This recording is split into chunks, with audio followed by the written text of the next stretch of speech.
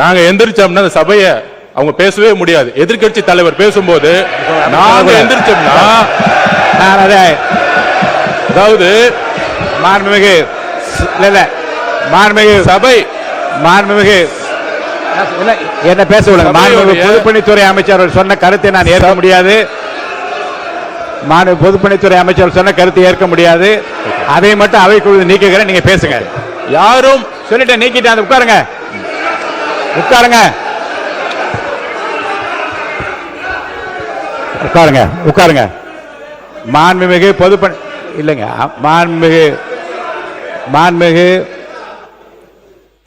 மாண்புமிகு பொதுப்பணித்துறை அமைச்சர்கள் கடைசியில் கூறிய வாசகம் மற்றும் நீக்கப்பட்டு சொல்லிவிட்டேன்.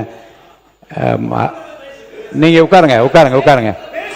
நீங்க எனக்கு புரியல. கொறடா அவரா இல்ல நீங்களா எனக்கு தெரியல. உங்க கொறடா நிக்கிறார், நான் நிக்கிறேன். நீங்க தொடர்ந்து பேசினா என்ன அர்த்தம்? மாண்புமிகு பொதுப்பணித்துறை அமைச்சர்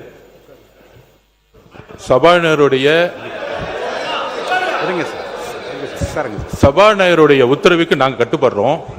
நாங்கள் சொல்ல வந்ததுன்னா, எதிர்க்கட்சி தலைவர் பேசும்போது அரசின் மீது பல்வேறு குற்றச்சாட்டுகள் வைத்தார். நாங்கள் ரொம்ப அமைதியா இருந்தோம். ஒரு குரல் கூட நாங்கள் பேசல. ஆனால் ஒரு ஜனநாயகப்படி எங்களுடைய கருத்துக்களை கேட்க வேண்டும். அதற்கு எதிர்க்கட்சி தலைவராக இருக்கும் கொறடாவும் அதுக்கு ஒரு ஆணையிடணும். நாங்க எந்திரிச்சு பேசும்போது குரல் கொடுக்கிறது அவைக்கு உடைய மரபு மீறிய செயல்ங்கிறத நான் திருப்பி பதிவு பண்றேன். அப்ப ஆதாரத்துடன் பேசுறேன். இப்பொழுது எதிர்க்கட்சி தலைவராக இருந்தவர் அன்றைக்கு டெப்டி சிஎம் இருந்தாரு. திமுக ஆட்சியுடைய இந்த போதை பழக்க வழக்கம் இந்த 100 நாள் ஏற்படுத்த முடியாது. இந்த போதை பழக்க வழக்கம் நாங்கள் திருப்பியும் பதிவு பண்றோம். 2020 வரைக்கும் 2020க்கு முன்பு தமிழ்நாட்டில் போதை கலாச்சாரம் இல்லை, உறுதியாக நாங்கள் கூறுகிறோம். ஆனால் இந்த கலாச்சாரம் எங்க ஆதாரம் இங்க இருக்கு. ஆதாரம் ஒரு பேச விட சொல்லுங்க. தைரியம் இருந்தால் என்ன பேச சொல்ல விடுங்க. பேசுங்க பேசுங்க. உண்மை இருந்தால் அமைதியா இருக்கணும். உண்மையற்றவர்கள் தான் சவுண்ட் கொடுப்பாங்க. உண்மை இல்லைன்னா பயம் எந்திரிச்சு கத்த ஆரம்பிச்சிருவாங்க. எங்க பக்கம் உண்மை இருக்கு, என்கிட்ட உண்மை இருக்கு. ஒரு போதை கலாச்சாரம் தமிழ்நாட்டில் அதிகமா உருவாச்சுன்னா எங்க முதல்ல பிரச்சனை வரும்னா, குழந்தைகள் மீது பாலியல் வன்கொடுமை உருவாக்கப்படும். போதை கலாச்சாரம் உருவாகும் பொழுது குழந்தைகள் மீது பாலியல் வன்கொடுமை அதிகமாகும். இதுதான் ரெண்டுத்துக்கான நெருக்கம். அதுல 2020 தமிழ்நாடுடைய காவல்துறை அறிக்கை சொல்றேன். 2020 4338 கேஸ் போஸ்கோ வழக்கு. 2021 6064, கிட்டத்தட்ட 2000 கேஸ் இன்க்ரீஸ் ஆயிருக்கு. 2022 6580 கேஸ். 2023 6968 கேஸ். 2023 2024 குறிப்பாக இதை நோட் பண்ணிக்குவாங்க மாண்புமிகு பேரவைத் தலைவர்களே. 6968 இருந்து 10,046 40% போக்சோ வழக்கு அதிகமா இருக்கு. அப்பொழுது இப்ப நாங்க ஆன்டி ட்ரக்ஸ் போர்ஸ் போட்டிருக்கோம். எங்களுடைய முதலமைச்சர் பிரச்சாரத்தை உருவாக்கி இருக்காங்க. முக்கியமான இன்னொரு ப்ரூஃப் சொல்றோம். மாண்புமிகு எதிர்க்கட்சி தலைவர் இதை பத்தி சொல்லணும். முக்கியமான ஒரு ப்ரூஃப், பாலியல் தொந்தரவில் 2.5 வயது பெண் குழந்தை பலி. கற்பழிச்சது திமுக உறுப்பினர்.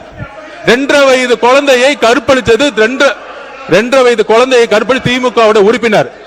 இதை பத்தி இதற்கு முன்பு டெப்டி சிஎம் இருந்த இன்றைக்கு எதிர்க்கட்சி தலைவர் 2.5 வயது குழந்தையை திமுக உறுப்பினர் கற்பழிக்க பொழுது என்ன பேசினார், என்ன நடவடிக்கை எடுத்தாங்க?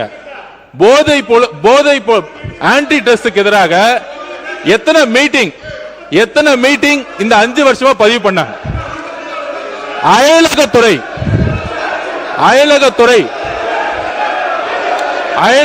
என்பது நீங்க உட்காருங்க.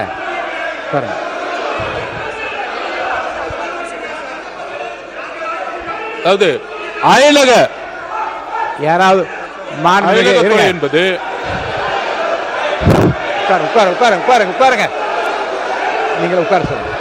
மாண்புமிகு அவர் பேசி முடிக்கட்டும்.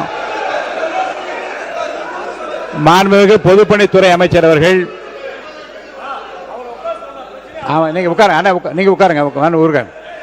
மாண்புமிகு பொதுப்பணித்துறை அமைச்சர் வரிசையாக வகைப்படுத்தி சில ஆதாரங்களை கொடுக்கிறார். இருங்க இருங்க, நான் வாய்ப்பு தருகிறேன். அவர் பேசி முடித்ததும் உங்களுக்கு வாய்ப்பு தருகிறேன். நீங்க சொல்லுங்க, பதில் சொல்லுங்க. விவாதமே கூடாது என்றதல்ல. மாண்பு உறுப்பினர் பாருங்க, 55 விதியின் கீழ் 55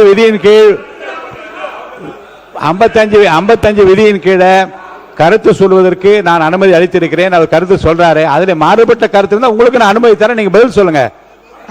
உட்காருங்க உட்காருங்க. இப்ப பொதுப்பணித்துறை முடிச்சிருங்க. பொதுப்பணித்துறை அமைச்சர் முடிங்க. அடுத்து உங்களுக்கு தரப்போறேன். உட்காருங்க உட்காருங்க உட்காருங்க. நீங்க கொடுங்க. இருக்க விதிப்படி தான் நடத்துறேன். நீங்க வாங்க. நீங்க ஓகே.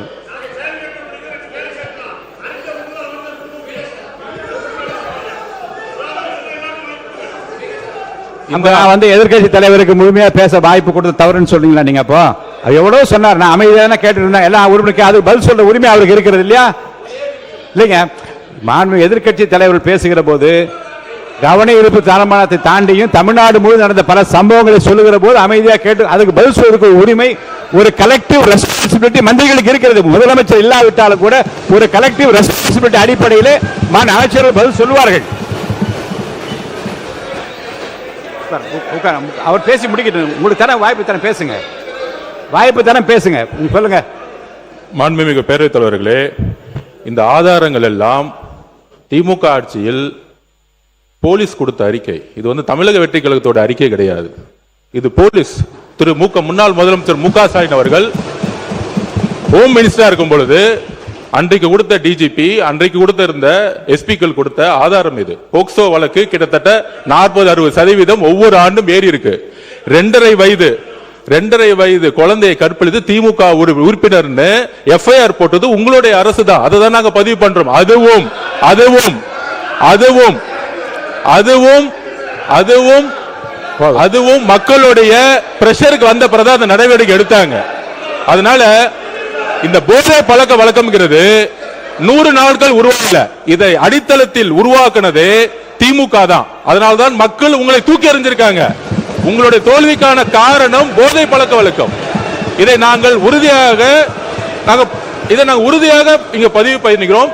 எங்களுடைய தலைவர் ஆட்சியில் உறுதியாக அரசியல் தலையீடு இல்லாமல் யாராக இருந்தாலும்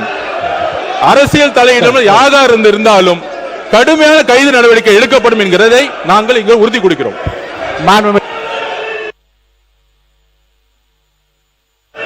மாநிலத்துறை அமைச்சர் அவர்கள் பேசிய பிறகு மாநில எதிர்கட்சி தலைவர் அவர்கள் நீங்க தொடர்ந்து உங்கள் கருத்துக்கள் நீங்க பதிவு செய்யலாம்.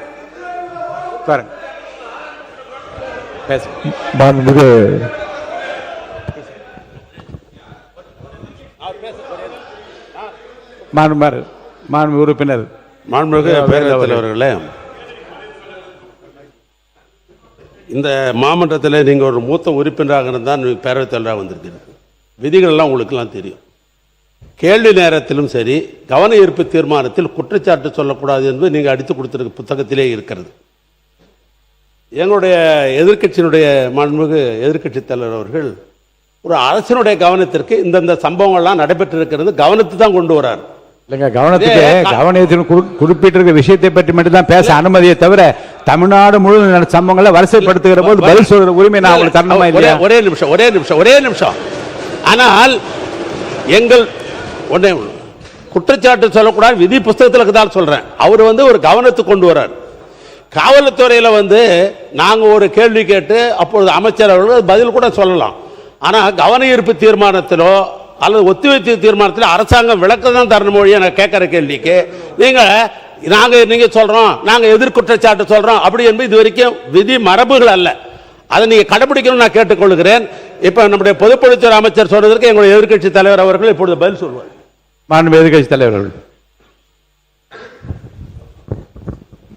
மாண்புமிகு பேரவைத் தலைவர்களே, கடந்த ஒரு வார காலமாக தமிழ்நாட்டில் என்னென்ன சட்ட ஒழுங்கு பிரச்சனை, போதைப் பொருளால் எத்தனை கொலைகள் நடந்திருக்கு அப்படிங்கிறது நான் மட்டுமல்ல, இங்கே இருக்கக்கூடிய அனைத்து கட்சி தலைவர்களும் இந்த அரசனுடைய கவனத்திற்கு நாங்கள் எடுத்துட்டு வந்தோம். தவிர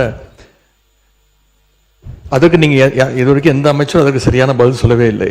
ஆனால் மாறாக உங்கள் ஆட்சியில் எப்படி நடந்தது, உங்கள் ஆட்சியில் எது நடந்தது அப்படின்னு குறை சொல்லி கொண்டிருக்காங்க. அது ஃபோட்டோ தான் காட்டினாரு, எஃப்ஐஆர் பதிவுப்பட்டிருக்கு அப்படின்னு சொன்னார்.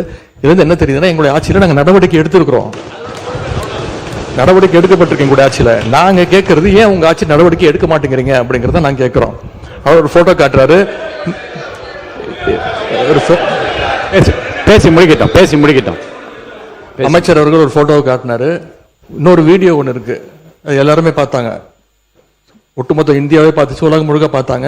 இருக்கக்கூடிய அமைச்சர் ஒருத்தர் போதைப் பொருள் வந்து பவுடராக நுணுக்கி அதை என்ன பண்ணாருங்கிறத விளக்கம் கொடுத்துட்டாரு. போதும், அது விளக்கம் கொடுத்துட்டார், முடிஞ்சு போச்சு. அதை பற்றி பேச வேணாம்.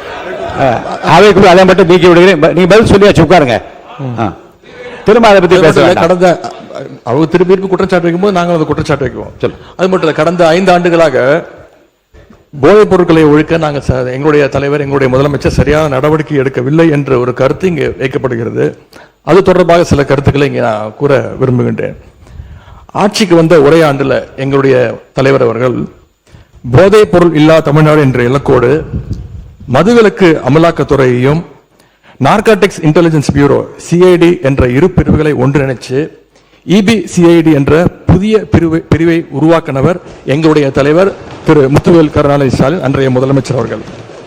அவர் அன்றைக்கு அப்படி செயல்பட்டதால் தான் கடந்த 5 ஆண்டு கால திராவிட மாடல் ஆட்சியில் இதுவரை இல்லாத அளவுக்கு ஒரு விழிப்புணர்வை ஏற்படுத்தி போதைப் பொருட்களை தொடர்ந்து எங்களுடைய அரசு பறிமுதல் செஞ்சது. இது தொடர்பான புள்ளி விவரங்கள் தேவைப்பட்டாலோ அவர்கிட்ட இருக்கு, அமைச்சர்கிட்ட இருக்கு. கூடுதல் தகவல் தேவைப்பட்டாலோ அதை நாம் எங்கேயும் போய் தேட வேண்டிய அவசியம் இல்லை. இந்த ஆட்சியில் இன்றைக்கு சென்னை மாநகர கமிஷனராக நியமிக்கப்பட்டுள்ள திரு அமல்ராஜ் IPS அவர்கள்கிட்ட இந்த அரசு கேட்டுச்சுன்னா அவரே இந்த தகவல்களை தெளிவாக எடுத்து கொடுத்துருவார். ஏன்னா அவர் தான் இன்னைக்கு கமிஷனர் இருக்கிறாரு.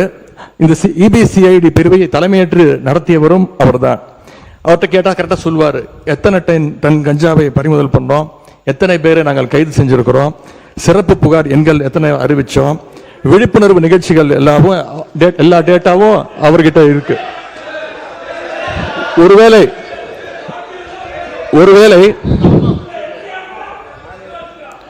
ஒருவேளை எங்களுடைய திராவிட மாடல் ஆட்சியில போதைப் பொருளை தடுக்கிற செயல்பாடுகள் சரியா நடக்கல அப்படின்னு இந்த அரசு எங்களை குற்றம் சாட்டுச்சுன்னா நான் உங்ககிட்ட கேட்க வேண்டிய கேள்வி, அப்புறம் என்னத்துக்கு அந்த அவ்வளவு பெரிய அதிகாரிய இப்போ இவ்வளவு முக்கியத்துவம் வாய்ந்த சென்னை மாநகராட்சி ஆணையர் பொறுப்புல போட்டிருக்கீங்க என்ற கேள்வி இந்த அரசுக்கு வைக்கிறேன். பொதுப்பணித்துறை அமைச்சர், நீங்க இது குற்றச்சாட்டு அல்ல. அதாவது எங்களுடைய நோக்கம் ஒருவரை ஒருவர் குற்றச்சாட்டு அல்ல. போதை பழக்க வழக்கம் தமிழ்நாடு முழுவதும் அதிகமானதுதான். எங்களுடைய பிரச்சாரத்திலேயே ஒவ்வொருத்தருக்கும் சொல்லும் பொழுது எங்களுடைய முதலமைச்சர் நாங்களும் சொல்லும்போது பெண்கள் சொல்லியது எல்லா தெருக்களிலும் இந்த கஞ்சா பழக்கமும் ட்ரக்ஸ் பழக்கமும் அதிகமா இருக்குது, நீங்க ஆட்சிக்கு வந்தா ஒழிச்சிடுங்கன்னு எங்களுடைய கையை பிடிச்சு சொன்னது பெண்கள். அதில் நாங்கள் உறுதியாக இருக்கிறோங்கிறத நாங்க பதிவு பண்ண. அதுல ஒரே ஒரு கேள்வி மாண்புமிகு எதிர்கட்சி தலைவருக்கு, நான் இன்னும் முடிக்கல, நான் முடிச்சிடறேன். அவர் கேட்ட ஒரு கேள்விக்கு அவர் சொன்னாரு, ஆன்டி ட்ரக்ஸுக்கு எதிராக நாங்க தனியா நடவடிக்கை எடுத்தோன்னு. எங்களுடைய ஆட்சியில் anti drugs anti narcotic task போர்ஸுக்காக ரூபாய் 264.14 கோடி ஒதுக்கப்பட்டிருக்கு. உங்களுடைய முன்னாள் முதலமைச்சரும் சரி, நீங்கள் துணை முதலமைச்சர் இருக்கும் பொழுது இந்த போர்ஸுக்காக எத்தனை கோடி ரூபாய் நீங்க ஒதுக்கி இதற்கான பணிகளை நீங்க மேற்கொண்டீர்கள் பதிவு பண்ணுங்க. விவாதம் பேசு. உங்களுடைய ஆட்சியில் இந்த திட்டத்திற்கு என்ன பணிகள் மேற்கொள்ளப்பட்டது? ஒரு பணினா அதுக்கான பட்ஜெட் ஒதுக்கணும். எவ்வளவு பட்ஜெட் ஒதுக்குனாங்க? மாண்பு எதிர்கட்சி தலைவர் அவர்கள் பேசுங்க. மாண்பு எதிர்கட்சி தலைவர் அவர்கள். பேரவைத் தலைவர் அவர்களே, இன்னொன்னு, போதைப் பொருள் ஒழிப்பு மற்றும் சட்டவிரோத கடத்தல் தடுப்பு பணியை சிறப்பாக மேற்கொள்ளும் காவலர்களுக்கு 2 நாட்களுக்கு முன்பு நம்முடைய முதலமைச்சர் அவர்கள் விருதுலாம் வழங்கியிருக்கிறார். விருது எதற்காக பார்த்தீங்கன்னா, போதைப் பொருள் ஒழிப்பு மற்றும் சட்டவிரோத கடத்தல் தடுப்பு நடவடிக்கையை சிறப்பாக மேற்கொண்டதற்காக, கடந்த ஒரு வருடமாக சிறப்பாக பணியாற்றியதற்காக 15 காவல்துறை அதிகாரிகள் மற்றும் காவலர்களுக்கு முதலமைச்சர் அவர்களே விருது கொடுத்திருக்கிறாங்க. அந்த 15 காவலர்களுமே எங்களுடைய ஆட்சி காலத்தில் பல்வேறு வழக்குகள்ல போதைப் பொருள் ஒழிப்பு நடவடிக்கையை சிறப்பா மேற்கொண்டவங்கன்னு இன்னைக்கு அரசு அறிக்கை கொடுத்திருக்கு. விருது பெற்ற அந்த 15 காவலர்களும் எத்தனை கிலோ போதைப் பொருட்களை பறிமுதல் பண்ணாங்க, எத்தனை குற்றவாளிகளை கண்டுபிடிச்சிருக்கிறாங்க, பிடிச்சாங்க, எவ்வளவு நாட்களுக்கு அவங்களுக்குலாம் தண்டனை வாங்கி கொடுத்துருக்காங்க, இந்த விவரங்களை எல்லாம் அரசு வெளியிட்ட செய்தி குறிப்பில் தெளிவா சொல்லியிருக்கிறீங்க. போதைப் பொருள் தடுப்புக்கு எங்க ஆட்சியில நடவடிக்கை எடுக்கல அப்படின்னா அப்புறம் என்னதுக்கு இந்த காவலருக்கு முதலமைச்சர் அவர்கள் விருது கொடுத்தார் அப்படின்னு இங்க நான் பதிய வைக்க விரும்புகிறேன். அதே போல அமைச்சர் அவர்கள் சில கேள்விகளை கேட்கிறாரு. அமைச்சர்கள் கேட்கிற கேள்விக்கு தான் நான் தான் பதில் சொல்லணும் அப்படின்னு அடம்பிடிக்கிறாரு. இன்னைக்கு நான் நம்முடைய அனைத்து கட்சி தலைவர்கள், அத்தனை பேர் எதிர்கட்சி தலைவர்கள்லாம் இன்னைக்கு இந்த என்ன சட்டம் ஒழுங்கு சம்பந்தமா பேசிட்டு இருக்கிறோம். அந்த சம்பந்தப்பட்ட அமைச்சர் இங்க இருக்கிறாரு, அவர் ஏன் இப்ப பதில் சொல்ல மறுக்கிறாரு என்பதை நான் கேட்க விரும்புகிறேன்.